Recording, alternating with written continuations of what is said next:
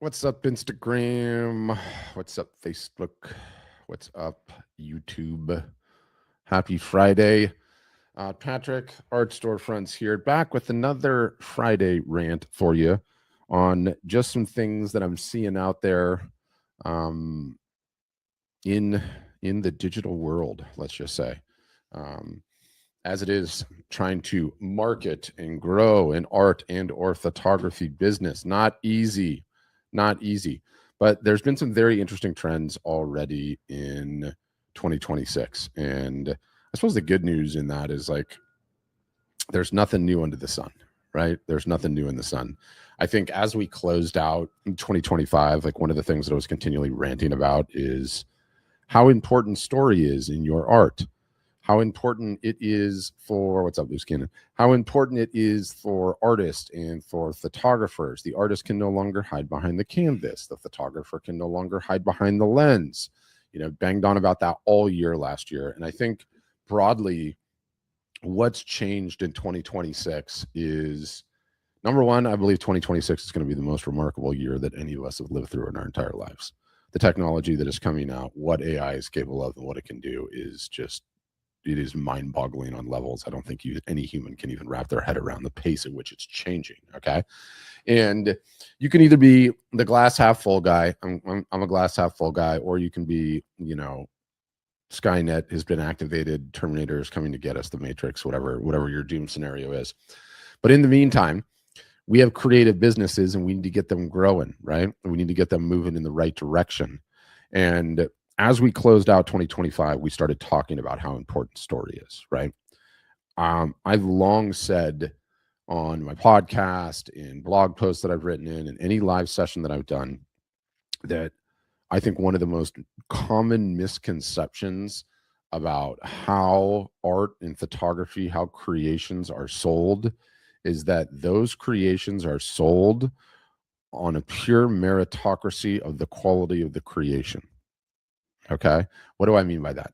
I mean, what differentiates one piece of photography from another selling, the one that does versus the one that doesn't? What differentiates a piece of art from selling, the piece of art that sells versus the piece of art that doesn't, has very little to do with the actual caliber of the work itself. And that's a crazy thing to say. That doesn't make sense to most of us, right? You're like, wait a minute. Why did I practice art? Why did I practice photography? Why did I practice making my creations the last 25 years to get as good as I am? I'm very good at this. I've got 10,000 hours a la Malcolm Gladwell in this. Are you saying that doesn't matter, Patrick? No, I'm not saying it doesn't matter. It's very, very important. It's very, very important for repeat business. It's very, very important for a lot of it. But it's not as important as the story, right? And, I was playing this Van Gogh video a bunch on here recently. And, I think it's very, very relevant because everyone knows Van Gogh. Most people have some semblance of this story. But the long and the short of his story is a deeply troubled man, yes. A talented artist, yes. A prolific artist, yes. Created a tremendous amount of work. When he finished his work, he would write a story about the work. He would send the work to Paris. He lived out in the countryside in France. His brother lived in Paris. He would send it to his brother in Paris. His brother had all of these pieces of work piled up in Paris, attempting to sell them. His brother died, left a widow with a young child. The widow attempted to sell Van Gogh's work, had multiple gallery shows way back then in that era, whatever a gallery show looked like, probably not different than today. None of the work sold. Sunflowers didn't sell. Starry Night didn't sell. That painting of the bed didn't sell. None of Van Gogh's work sold. And when you look at that, you're like, wait a minute. Back then, after Van Gogh died, what do artists and photographers love to say? Oh, I'll be famous upon death, because, there's so many stories of artists becoming famous after they've died. Why didn't Van Gogh's work sell back then? He had died. He was dead. His brother's widow had his entire body of work and had a gallery show, and no one bought anything. They saw those paintings and no one bought anything. So what changed in the Van Gogh story to go from work that wouldn't sell in a gallery to arguably one of the top 3 most valuable art collections on the planet? His brother's widow, who had the collection, published a book of his letters, all his stories, how he thought, what made him tick, who he was, his vulnerabilities, his frailties, the fact that he was such a broken human. That book got published, and everyone that looked at that work before and didn't buy it immediately bought it. And in the story doesn't need to be any more profound than that. It's that. Van Gogh's got the best work ever, right? It must have just sold because it was so good. No, it wasn't a meritocracy on the quality of his work. No one cared. It was getting to know him, getting to appreciate his story, seeing the paintings with the story that fundamentally changed everything. It fundamentally changed everything for Van Gogh. And my position is, I believe it will fundamentally change everything for artists and photographers 10 years ago, 50 years ago, 100 years ago, today, in the next 10 years. You guys have got to start telling your stories. Fast forward to today, though, in 2026, and we as content creators, okay, are faced with one of the most extraordinary, most groundbreaking, most unexpected, unexplainable, difficult to wrap your head around, difficult to process, difficult to grok situations ever. In that situation, succinctly, is the fact that this technology, by which I mean AI and its various different facets, doesn't matter if you're talking about how it writes, how it codes, how it solves problems, how it researches, how it does science, how it does photos, how it does video, how it creates art, right? We are now in a period of time, in 2026 especially, okay? And yesterday, 2 brand new models just dropped, a new one from GPT and a new one from Anthropic, both on the same day, okay? And what we face as creators today in 2026, trying to grow our brands, trying to sell our products, trying to get people to follow us, get on our email list, participate in our sales campaigns, and purchase our work so that we can feed our families as creators, is we're facing one of the greatest existential crises of all time, period, end of sentence. And what's really interesting about that crisis is nothing, by the way, nothing on one of these that you see on a screen is real anymore. Nothing is. None of it. Every single solitary bit of it can be fake. Everything, the image, the video, the person talking about it, the person pointing at the work, the house that they live in, the cars, the trips that they're on or not on, the text, the type, all of it. We are moving to a time where 100% of anything that you consume on a screen, you don't know if it's going to be real. I don't know if it's going to be real or if it's fake. That is a gnarly and existential crisis. That is something none of us have ever had to contemplate before, in the slightest, okay? In the slightest. And so I think you have to take stock of that. You have to come to terms with that, and you have to say, okay, I can't prevent that. I can't stop that. I can't change that. What do I do? What do I do in that modality, right? What do I do in that modality? And it's interesting. So there's this guy, Brian Chesky, and he is the founder of Airbnb, okay? Now, obviously, if you own Airbnb, you're a bit conflicted in giving this type of a speech, right? Because what does Airbnb sell? They inherently sell things that are non-AI. They're real things in the physical world. But I think he gave this speech like a couple of weeks ago, or maybe it was even a month ago now. I don't know. But I just want to play it. I'm gonna share the screen, and I gotta get the sidebar out of the way. Let me share my screen, and I want all of us just to watch this quickly. Let me make sure I can try to make it as big as possible. All right, that's the best I can do. Term is artificial.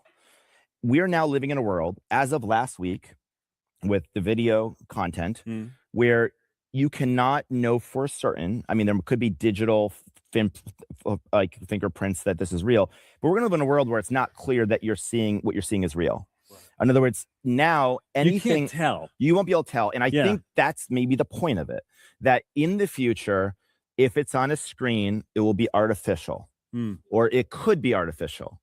And so you want to ride a trend, or you ride the opposite of a trend. And the opposite of artificial is real. The opposite is you want to ride a trend, i.e., you want to do what everyone else is doing, or you want to do the opposite of the trend. I think that's really powerful. Screen is the real world. And so I think that the real world will not change that much in the next 3 years. I think we're going to basically create this digital world staring at a screen that's highly artificial. It's going to get more and more immersive. And there's going to be a physical world. You're going to have robotics. But other than robotics, people are going to still drink wine the same way. All that stuff's going to be very, very similar. Now, a lot of robotics can replace a lot of jobs. People aren't going to be driving cars in the future. I don't even actually need to watch any more of it. But I think his point there is really, really powerful, right? Where as a result of all of this technology, okay, and I promise there's a point to this whole rant. As a result of all this technology, as a result that AI can generate anything, it can generate the art, it can generate me as a talking head, so I don't have to do my job anymore. It can generate my podcasts. Fine. I'm a creator and a content marketer for a company. You guys are creating products you're trying to sell. We're not so different. We're in the same boat, right? And so if everything on the screen is no longer real, right? It all can be manufactured. What are we as human beings going to end up doing? What are we going to end up craving?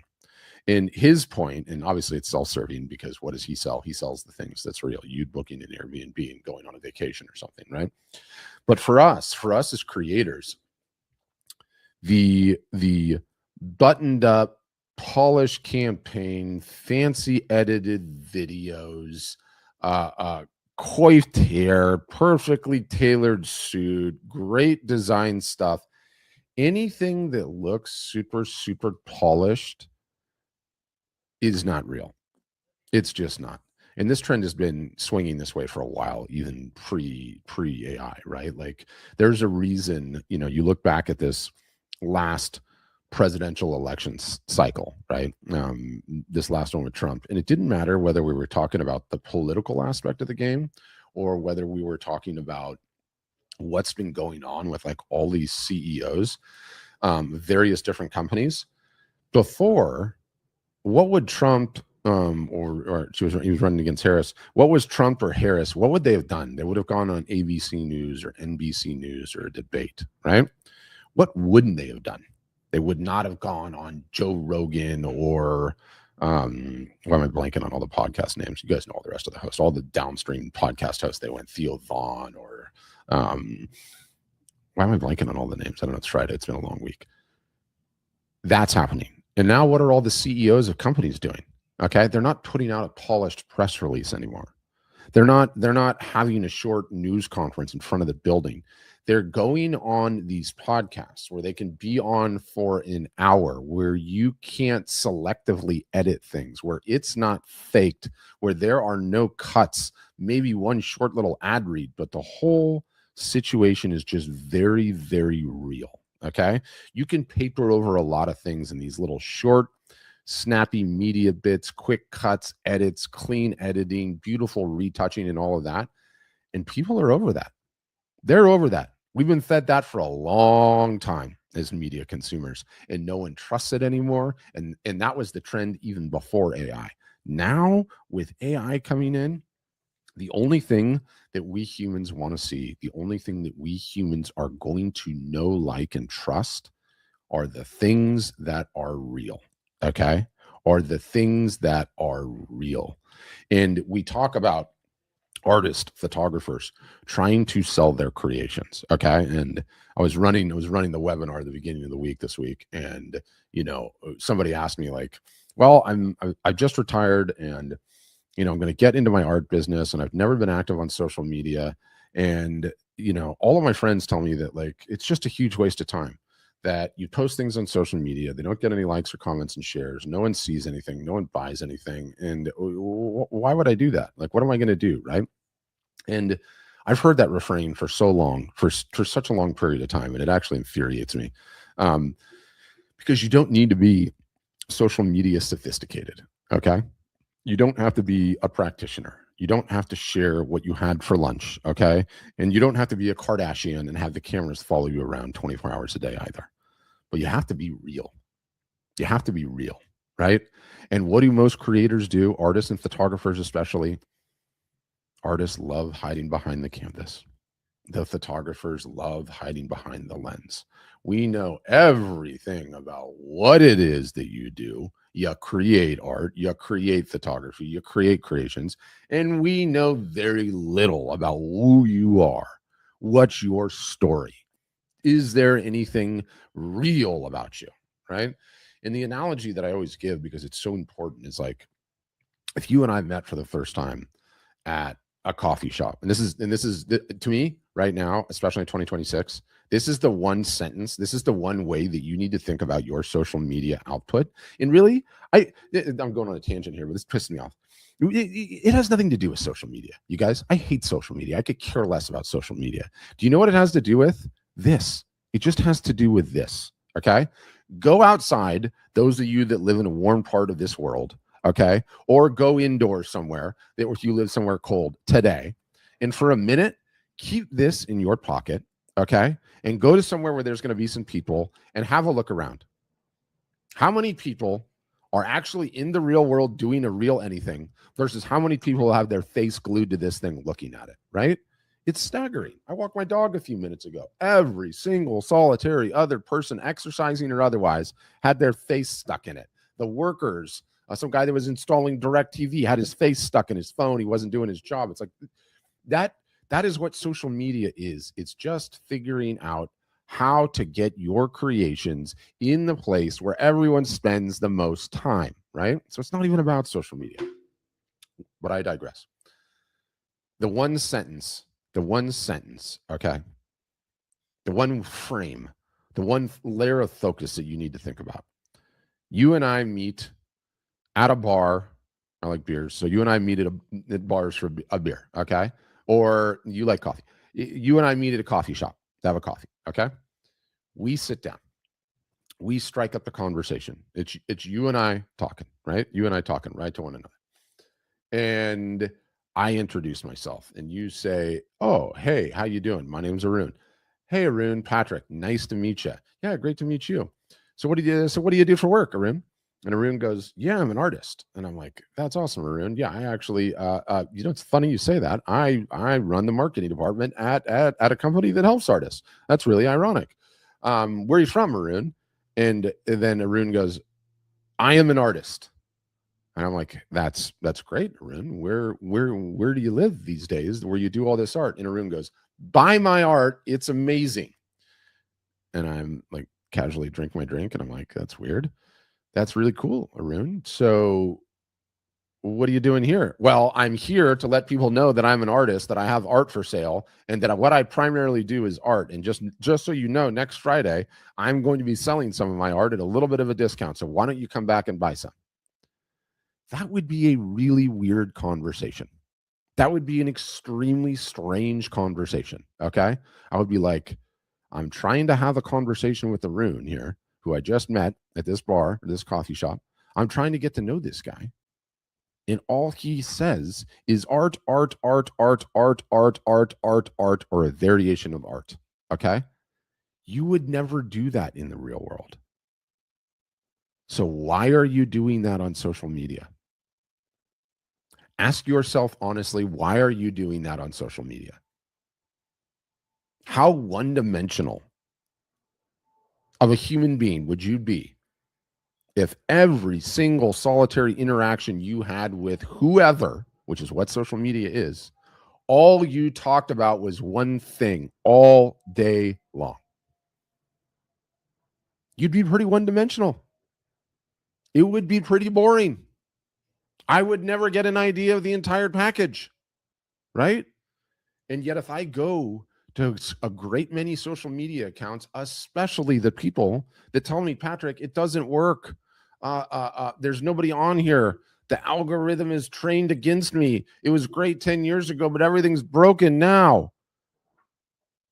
That, like, I hear that and I'm like, stop it. Stop being so damn one-dimensional. Okay? Understand that is not how this works.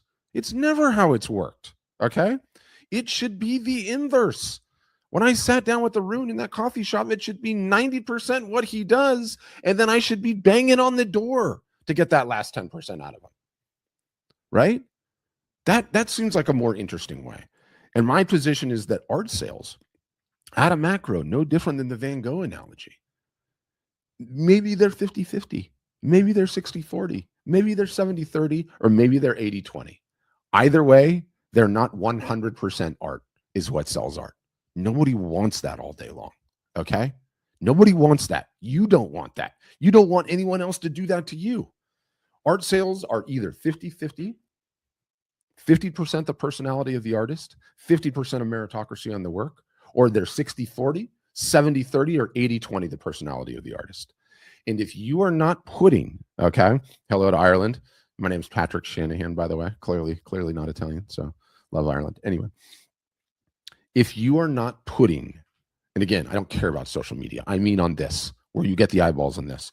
If you are not having a conversation on this, where you are not one-dimensional, you cannot just post about your work, and you cannot just post about your process, and you cannot just post about you unveiling your work, and you cannot just post about your work being unveiled on a wall. All of those are great post types, okay? All of those are very helpful, right? But they're not enough. They're not enough for you guys to get the type of engagement that you are looking to get. They are not enough for you to get the likes and comments and shares that you need, okay? They are just not. They're not. We need to know who you are. We need to know what makes you tick. We need to know what makes you interesting. We need to know if you're a dog or a cat person. If you have pain in your life, you've got to share a little bit of that. If you're weird, be weird. Be you. Everyone else is already taken, right? And it seems so simple when you hear it all. And it seems so simple to say, and yet almost no one does it, right? Because we think based on this BS social media world that we all see, that everyone else is perfect and everyone else is perfectly stitched up and everyone else is in great shape and they don't have any flaws and they don't have a weird family and they don't have skeletons in the closet and they don't have baggage, right? Biggest bunch of BS ever. Every single solitary one of us is a broken human being. Every single solitary one of us has scars. Every single solitary one of us has skeletons in the closet. And to tie it back together to that earlier Irish comment, is George Bernard Shaw Irish? I gotta ask Google. It's Irish or English. Anyway, George Bernard Shaw, playwright, said, everybody's got skeletons in the closet. The key is to make them dance. The key is to make them dance, right? When you guys start telling more of your story, okay, when you start explaining why you create the things that you create, the pain, okay, the suffering, the ups and downs, the unfair world, the getting kicked in the teeth, the drug and alcohol issues, the whatever it is, the trials, the tribulations of your life, you have no idea the admiration you're going to get, the connection you're going to get, that people are going to be like, oh my gosh, it's like that for me too. It's like that for me too. The bond that creates is so much more powerful, okay? So much more powerful than just your work alone. In the mathematics of it, I mean, I don't want to go from story to mathematics though. Yeah, and so Diego here in Instagram, you guys all can't see this comment, but I can. I think that my story is not worth telling, right? That is the lie that we all tell ourselves. Everyone has a story that is not worth telling. And Diego, I just released a podcast episode where I pulled up a bunch of the stories of famous artists that went absolutely Richter in their careers, that were in the most boring towns in the world, that had nothing going on, that lived with their family, that never got married, and that barely even left the little apartment. Okay. And a ton of them are now famous because the reality is that all of our stories are interesting. Every single solitary human being. And it's not to say some stories are not more interesting than the others. Of course they are, right? But we all have the story to tell. And there's a tribe online, okay, that is interested in the one that we are telling because they've lived a very similar life.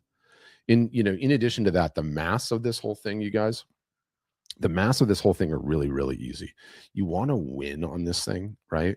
It's really easy to win on this thing. There's maths, okay? And the way that I like to think of it is like, if you just think of the phone on Instagram as the biggest freeway in the entire world, there's not like 4 or 5 lanes, right? There's 5 million lanes on this freeway, okay? And what happens is that when you create content on Instagram, on Facebook, on LinkedIn, on Pinterest, on Next, on whatever, TikTok, Blue Sky, Threads, did I leave anything out? The algorithm is what puts you on the freeway. Okay. And the algorithm looks at your work and it looks at what you've posted and it goes, okay, I know what this is. This is a painting, okay, of sunflowers.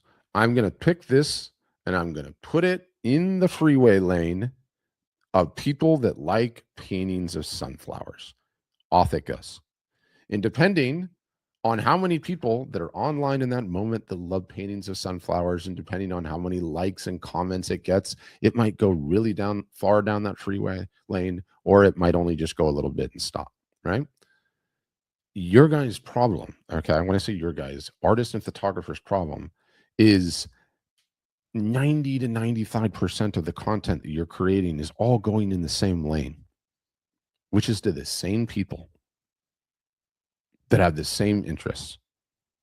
Instead, when you start posting these different things, your story, who you are, what makes you tick, what your hobbies are, what you did to get the shot, what makes you interesting, the fact that your story is not interesting, the pain that you have in your life, your dog, what you did last week, and all these things that make you you, that just takes you and puts you in different lanes on the freeway. Okay. It's like you're at the roulette table and you've got a bunch of different money on a bunch of different places in the board. I've never played roulette in my entire life, by the way. I don't understand that game. But each piece of content, based on what the algorithm determines what is in it, is going to determine where you are on that giant freeway. And you want to be you don't put all your eggs in one basket. You want to be in a bunch of different lanes at a bunch of different times. As if that wasn't important enough. Okay. With AI, everything has just gotten harder because now everything can be fake. So all of us as human beings throughout this year of 2026 are going to be utterly, totally, and completely bombarded with this and more of it. And it's going to get better and better. And a lot of you guys have seen it already. You're like, oh my God, that image, that video, I can't even tell if that's the real human. Was that a real news story? Did President Trump just say that? Did someone really just say that? Was that a real fight? Did that animal attack that? We don't even know already.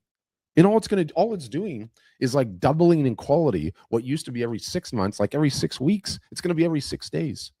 So if you're not being the real you, if there's no filter, if like President Trump or the CEOs going on those long podcasts, if there's just a little short 2-minute clip of you instead of the long form, get to know this person, understand who they are, understand what makes them tick, you're going to have a very difficult time with it.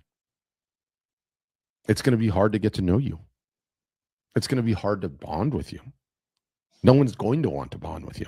They're going to be like, that's probably just fake and bad AI. At least they're not even good at AI.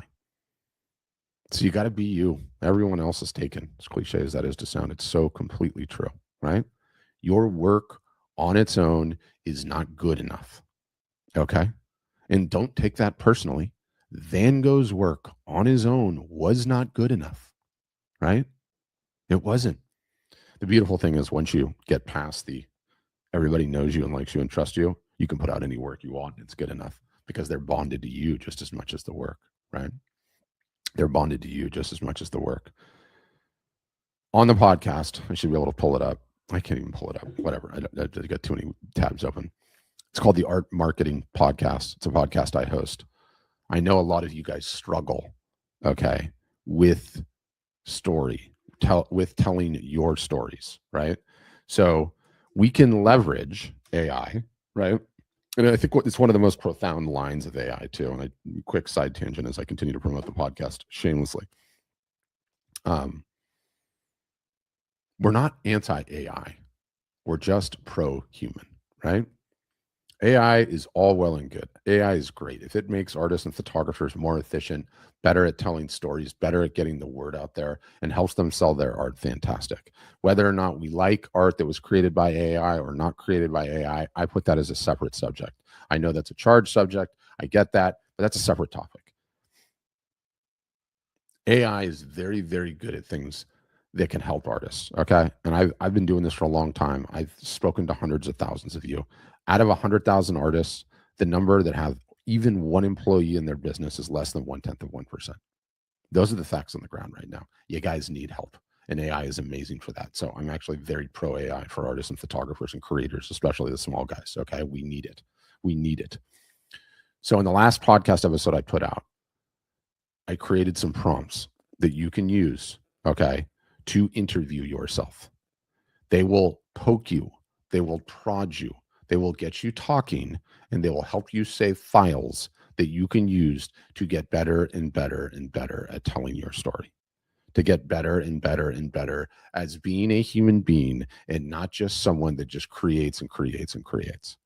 So, Art Marketing Podcast, it's on Spotify, it's on YouTube, it's on Apple Podcasts, anywhere podcasts are found. Check that out and get ready, because I didn't even go through half my material because I just got ranting today, and I've got to end this thing. But you all have a huge opportunity to be you and tell your story this year. If you do that in your reel, the extra love that you're going to get on that content in contrast to AI, which everyone is going to revolt against, is going to be staggering. And you don't get to Carnegie Hall without practice, right? All of us have got to practice being real, okay? Being vulnerable, not being perfect, showing the scars and being okay with it. And the sooner you do that, the sooner your engagement takes off, the more emails you capture, the more people are going to be interested in your work, and on and on and on. So that is my Friday rant. I appreciate all of you. Thank you for staying tuned and listening. And I'll see you on a future video, a future live. Thanks, guys.